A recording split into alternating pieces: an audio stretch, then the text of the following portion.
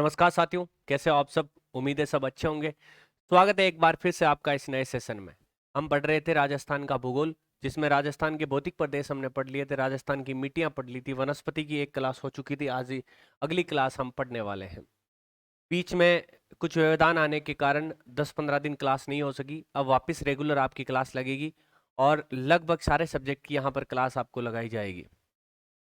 तो बगैर किसी देरी की शुरुआत करते हैं। प्राकृतिक वनस्पतियां और वन संरक्षण, जिसमें वन व वन्य जीव विकास जो संस्थाएं हैं उनके बारे में अध्ययन करेंगे, और राजस्थान में कौन कौन से वनों के प्रकार है उसके बारे में अध्ययन करेंगे। चाहे चतुश्रेणी कर्मचारी हो, राजस्थान पुलिस हो, या फिर प्रयोगशाला सहायक हो, या कोई भी टीचर एग्जाम हो, छोटे से लेके बड़ा एग्जाम जो राजस्थान में आयोजित होता है उनके लिए अति महत्वपूर्ण है आपका अपना ये यूट्यूब चैनल और ये क्लास। नए हैं तो गोल गुरु अकेडमी से जरूर जुड़े, और टेलीग्राम चैनल है, इसकी पीडीएफ प्राप्त करने के लिए ज्वाइन कर ले, और टेस्ट सीरीज देने के लिए प्ले स्टोर से जाके गोल गुरु अकेडमी चैनल अपना ऐप जरूर डाउनलोड करें।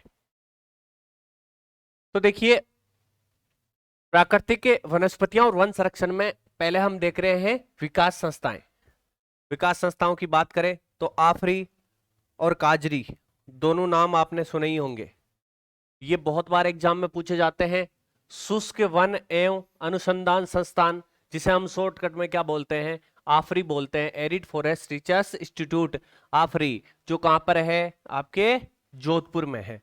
आफरी का पहला सवाल बनता है कि आफरी है कहां पर, ये जोधपुर में है। इसका पूरा नाम क्या है, शुष्क वन अनुसंधान संस्थान है। इसकी स्थापना कब होती है भाई, 1985 में इसकी स्थापना होती है। आगे हम देखेंगे कि काजरी, जिसकी स्थापना पहले 1952 फिर 1959 में किस तरीके से होती है।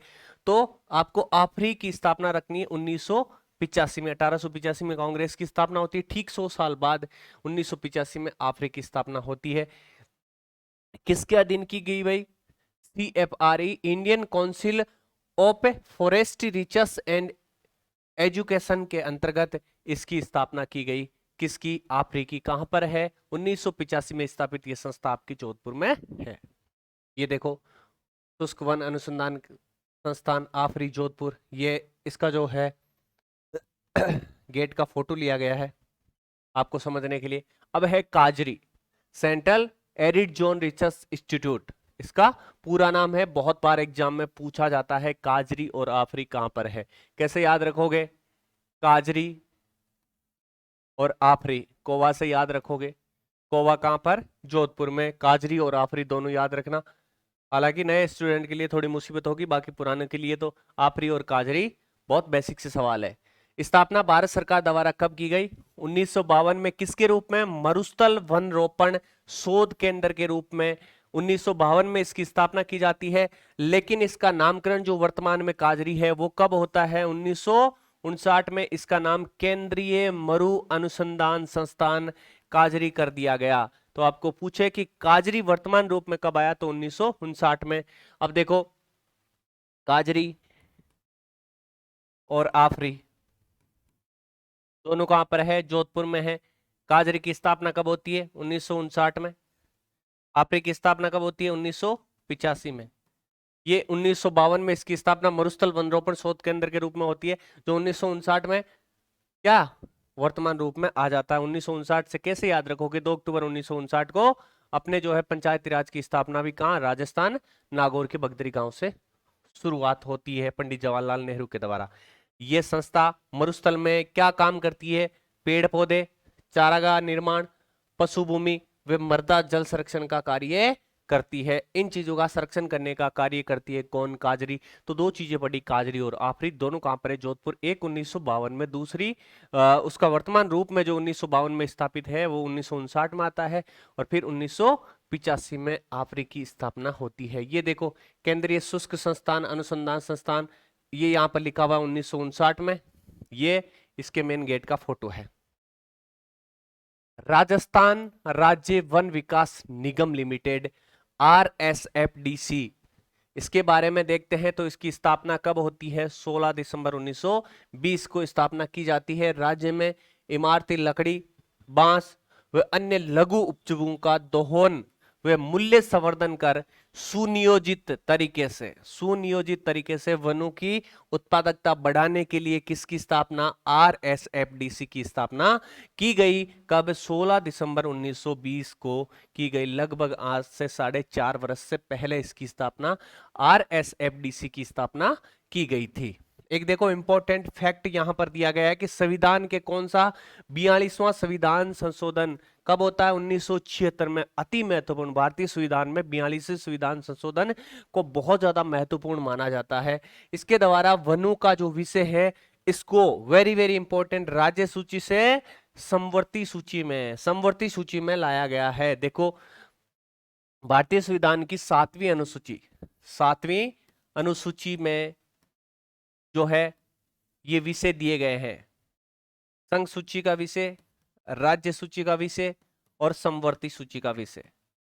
संघ सूची के विषय में जो नियम बनाए जाते हैं वो केंद्र सरकार द्वारा, राज्य जो सूची है उसमें राज्य सरकार द्वारा, और समवर्ती सूची में आवश्यकता अनुसार दोनों सरकारों के द्वारा कानून बनाए जाते हैं। तो राज्य सूची से समवर्ती सूची में जो है वनों को डाल दिया गया है, मतलब वनों पर जो है कानून राज्य भी बना सकता है और केंद्र सरकार भी बना सकती है। तो वर्तमान में आपको कोई पूछे कि वन कौन से विषय के अंतर्गत आता है, तो समवर्ती सूची में इस विषय को शामिल किया गया है 42वें संविधान संशोधन के तहत।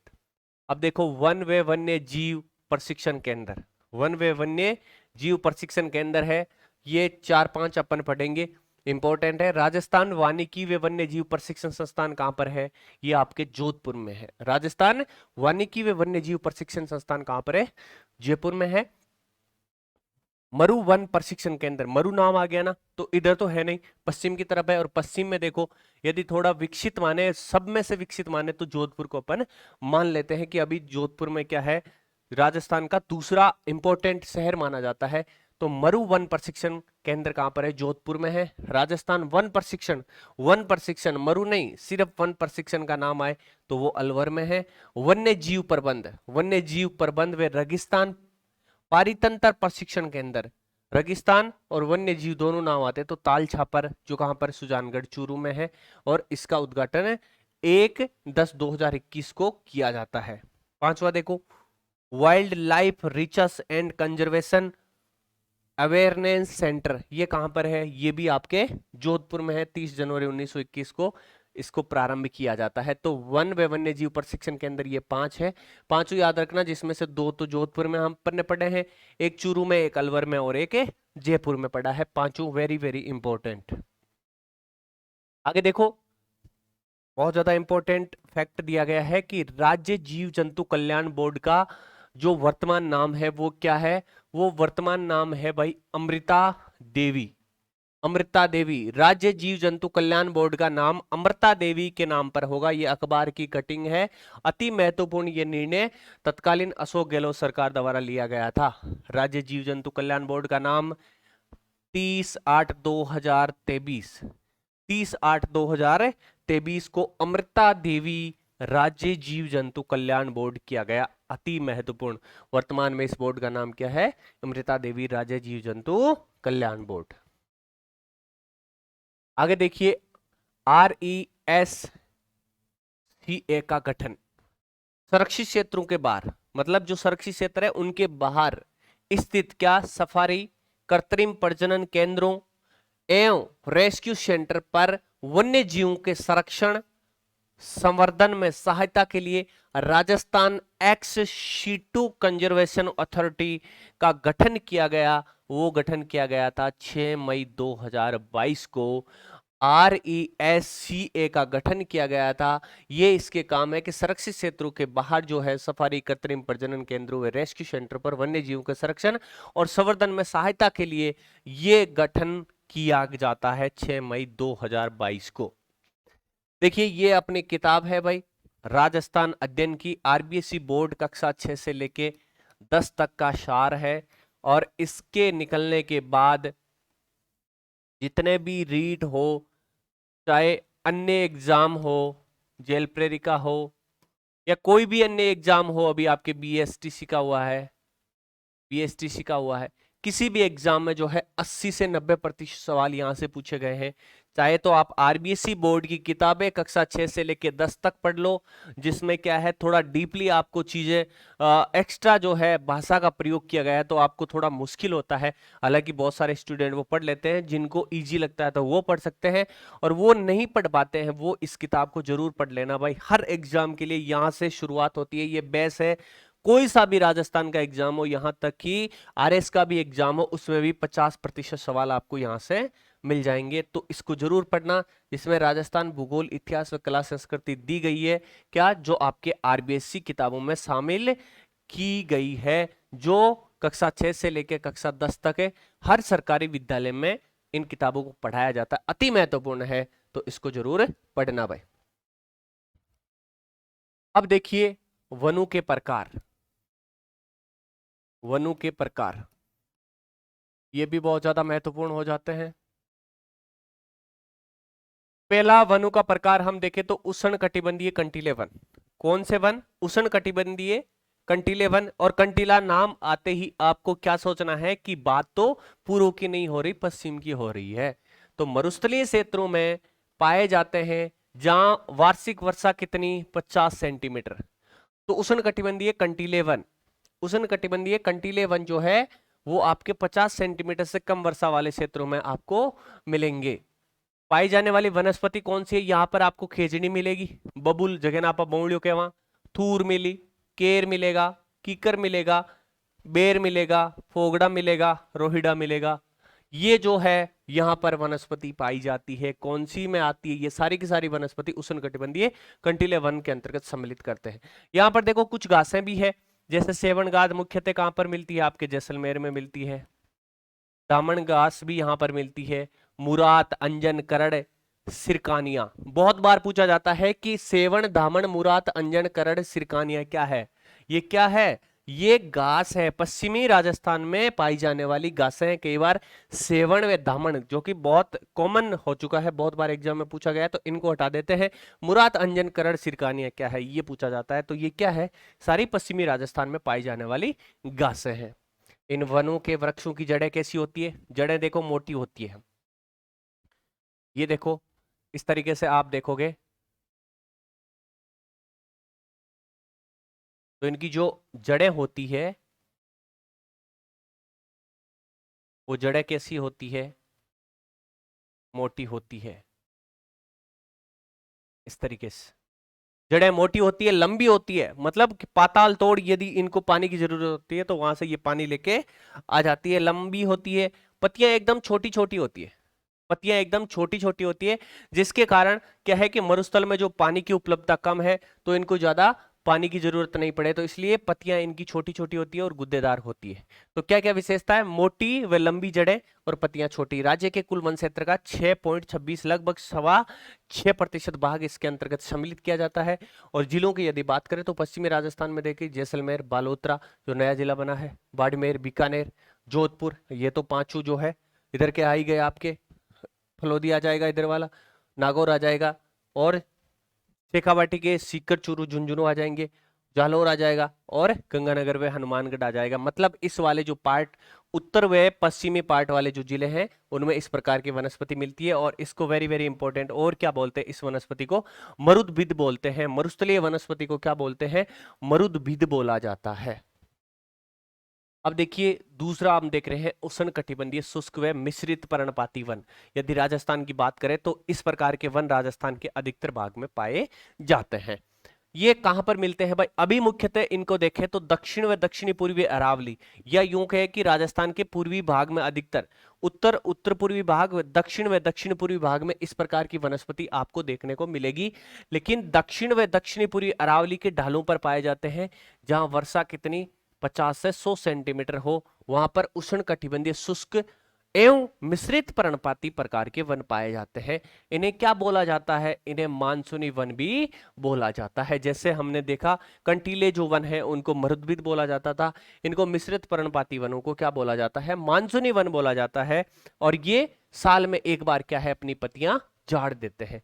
जिले कौन कौन से? जिले देखिए उदयपुर, सलूम्बर जो नया जिला बना है, बांसवाड़ा, सिरोही, राजसमंद, चित्तौड़गढ़, भीलवाड़ा, सवाई माधोपुर, कोटा, बारां, झालावाड़, डूंगरपुर, बूंदी। मतलब जो अरावली है और अरावली के दक्षिण पूर्व भाग में जितने भी जिले हैं वहां पर इस प्रकार की वनस्पति मिलती है।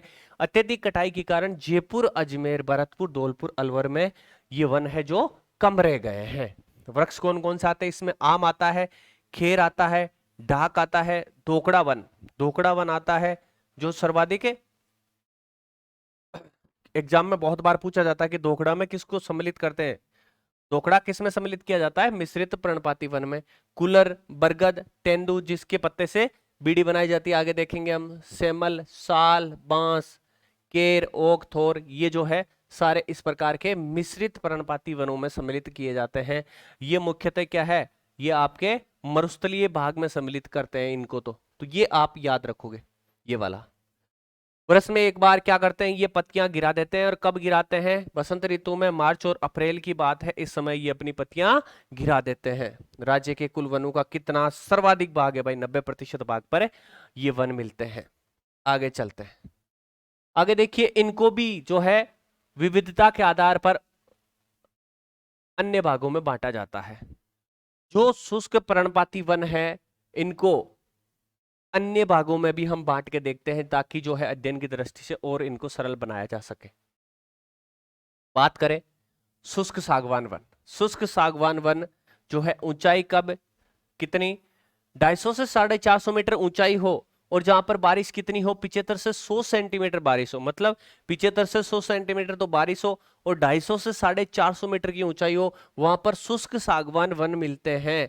और जिले कौन से? ऐसी स्थिति कहां पर मिलती है? बांसवाड़ा में मिलती है, चित्तौड़गढ़ में मिलती है, प्रतापगढ़, डूंगरपुर, दक्षिणी उदयपुर, आबू पर्वत, बारां, कोटा व झालावाड़। यदि बात करें, ये राजस्थान है।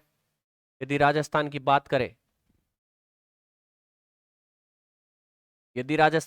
करें, तो ये वाला जो पार्ट है, यहां पर जो है शुष्क सागवान के वन आपको मिलेंगे। मुख्यतः आपको आबू पर्वत पे ये देखने को मिलेगा। मुख्य वृक्ष कौन सी? देसी सागवान है। अन्य वृक्षों में बरगद, आम, तेंदू, गुल्लर, महुआ, जिसे आदिवासियों का क्या कहते हैं अभी आगे हम देखेंगे, साल और खेर, ये शुष्क सागवान वन में सम्मिलित इनको करते हैं। कुल वन क्षेत्र का जो है 6.86% भाग इसके पास है। ये याद रखोगे। शुष्क सागवान वन जो शुष्क पर्णपाती वन है उनमें हमने पहला प्रकार देखा है। आगे यदि बात करें तो सालर वन, ऊंचाई जो है 450 मीटर से अधिक होगी, वहां पर जो है सालर वन मिलेंगे। उदयपुर, सलम्बर, राजसमंद, चित्तौड़गढ़, सिरोही, अजमेर, ब्यावर, अलवर, जयपुर और सीकर। मतलब लगभग जो अरावली वाला पार्ट है उसमें ये सालर वन आपको मिलेंगे। साल वृक्ष 2 राज्यों जैसे छत्तीसगढ़ और झारखंड का राज्य वृक्ष भी है, ये भी याद रखना। इसे उत्तरी भारत में साखुआ कहते हैं। पूछ लेते हैं कई बार कि 450 मीटर की ऊंचाई पर कौन सा वृक्ष होता है जो राजस्थान के इन जिलों में पाया जाता है? तो वो साखुआ, जिसे उत्तरी भारत में क्या बोला जाता है? साखुआ बोला जाता है।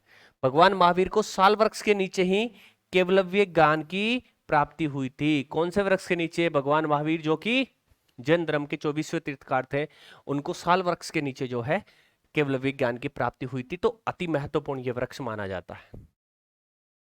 धोकड़ा व धोकवन, जिले कौन से? सीकर, झुंझुनू, जालोर, जोधपुर के पूर्वी भाग, टोंक, सवाई माधोपुर व जयपुर। मतलब धोकड़ा के जो वन है राजस्थान में बिखरे वाले क्षेत्र में, अधिक जो बिखरा हुआ क्षेत्र है वहां पर मिलेंगे। थोड़े यहाँ पर, थोड़े यहाँ पर, थोड़े यहाँ पर, एक जगह ये नहीं मिलेंगे। जैसे सीकर झुंझुनू में मिलेंगे, जालोर में मिल जाएंगे, जोधपुर में मिल जाएंगे, टोंक में मिलेंगे, सवाई माधोपुर और जयपुर में मिलेंगे। मतलब इन राज्यों में धोकड़ा व धोक वन पाए जाते हैं जहां वर्षा 30 से 60 सेंटीमीटर और ऊंचाई 245 से 700 मीटर की ऊंचाई हो। अति कोई ज्यादा महत्वपूर्ण नहीं है, जिले याद रख लेना कि धोक वन इन जिलों में आपको मिल सकते हैं। इसमें वृक्ष कौन से? धोकड़ा, बबुल, खेजड़ी, रोइडा, बेर, केर, थूर और करुण जो है ये वृक्ष सम्मिलित किया जाता है। मुख्यतः धोकड़ा वन को इसमें सम्मिलित करते हैं। राज्य के कुल वन क्षेत्र का जो है 58.11% भाग। तो एक बात तो निकल के आ गई कि राज्य के सर्वाधिक भाग पर कौन से वन पाए जाते हैं? धोकड़ा वन पाए जाते हैं। ठीक है भाई, राज्य में धोकड़ा वन सर्वाधिक है। अति महत्वपूर्ण है, राज्य में कौन से वृक्ष सर्वाधिक है? धोकड़ा वन सर्वाधिक है। आगे बात करें बांस के वन। बांस से तो जिला बना है बांसवाड़ा, चित्तौड़गढ़, उदयपुर, सिरोही, कोटा, बारां। यदि बात करें दक्षिण और दक्षिणी पूर्वी राज्यों में बांस के वृक्ष मिलते हैं। इसमें देखो अन्य वृक्ष दोखड़ा, दावड़ और सागवान के वृक्ष भी यहाँ पर मिलते हैं, ये भी याद रखना।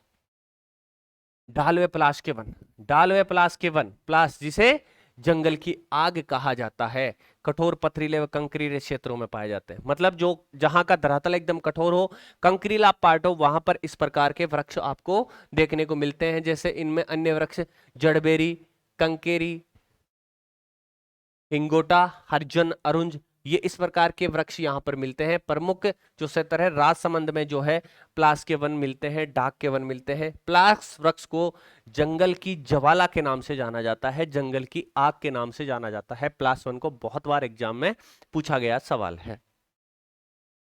अब देखिए खेर के वन, कोटा 12, कोटा 12 जो हाड़ौती का क्षेत्र है, झालावाड़ है, ये भी हाड़ौती का क्षेत्र है, चित्तौड़गढ़, उदयपुर और सवाई माधोपुर, इन जिलों में जो है खेर के वन मिलते हैं। और अन्य वृक्ष जैसे बेल, दोगड़ा और अरुंज भी इसके अंतर्गत सम्मिलित किए जाते हैं। खेर का मुख्यतः याद रखना इतना कि कतौड़ी जाति द्वारा खेर से कत्था प्राप्त किया जाता है। कौन सी जाति खेर से कत्था तैयार करती है? तो कतौड़ी जाति तैयार करती है। कोटा 12, झालावाड़, चित्तौड़गढ़, उदयपुर, सवाई माधोपुर में इस प्रकार के वृक्ष मिलते हैं। मिश्रित पर्णपाती वन, जिले देखिए सिरोही, उदयपुर, राजसमंद, चित्तौड़गढ़, कोटा और 12, इन जिलों में इस प्रकार के वृक्ष मिलते हैं। वृक्ष कौन कौन से? आंवला है, इसमें शीशम को सम्मिलित करते हैं, सालर, तेंदु को, अमलतास को, रोहन, क्रंज, गुलर और जामुन। मुख्यतः बात करें तो आंवला, शीशम, सालर, तेंदु इस प्रकार के जो वृक्ष है इसमें सम्मिलित किए जाते हैं मिश्रित पर्णपाती वनों में। आगे देखिए तीसरा प्रकार का जो है उपोष्ण कटिबंधीय पर्वतीय वन। देखिए हमने कौन कौन से वृक्ष देखे हैं, कौन कौन से वृक्ष देखे हैं भाई?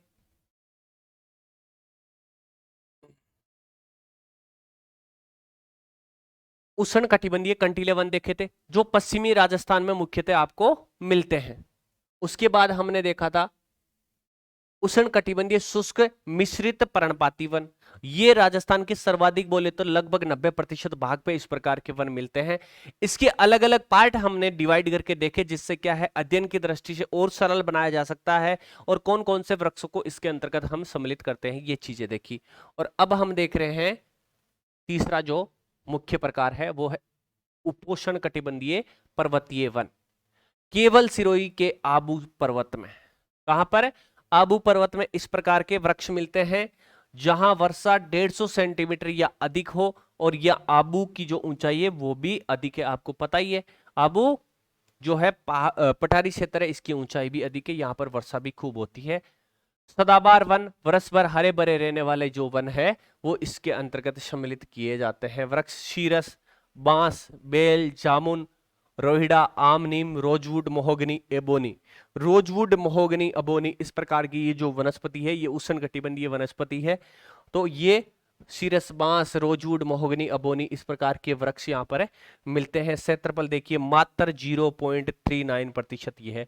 राजस्थान में बहुत कम प्रतिशत भाग पर इस प्रकार की वनस्पति आपको मिलती है जो सिर्फ आपके आबू क्षेत्र में मिलती है। अब देखिए राजस्थान वन नीति 2023 के अनुसार प्रमुख वन प्रकार कौन कौन से हैं ये देख लीजिए, जिसमें देखिए राजस्थान वन नीति 2023 है उसके अंतर्गत यदि बात करें तो उत्तरी शुष्क पर्णपाती वन राजस्थान में सर्वाधिक है, कितने?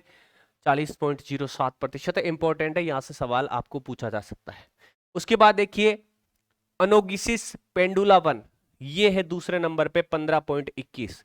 पहले उत्तरी शुष्क पर्णपाती वन, दूसरा अनोगिसिस पेंडुला, पेंडुला दूसरे नंबर पे याद रखना। तीसरा शुष्क पर्णपाती स्क्रब, स्क्रब 3 आ रहे हैं ना अक्षर, स्क्रब ये 10.96% पर है। मरुस्थलीय ड्यून स्क्रब ये 6.62%, 6.62%, 6 ऐसे मरुस्थलीय याद रखना। मरुस्थलीय कांटेदार वन ये 6.17%। राजस्थान वन नीति 2023 के अनुसार इस प्रकार की वनस्पति यहां पर राजस्थान में मिलती है। सर्वाधिक उत्तरी शुष्क पर्णपाती वन, उसके बाद अनोगिसिस पेंडुला वन, उसके बाद शुष्क पर्णपाती स्क्रब वन, उसके बाद मरुस्थलीय ड्यून स्क्रब और उसके बाद मरुस्थलीय कांटेदार वनस्पति। ये 5 प्रकार की वनस्पति वन नीति 2023 के अनुसार हम देखते हैं। तो आज की क्लास में इतना ही, नेक्स्ट पार्ट देखेंगे आगे। जुड़े रहे आपके अपने गोल गुरु एकेडमी चैनल पर। धन्यवाद। जय हिंद। ये बात।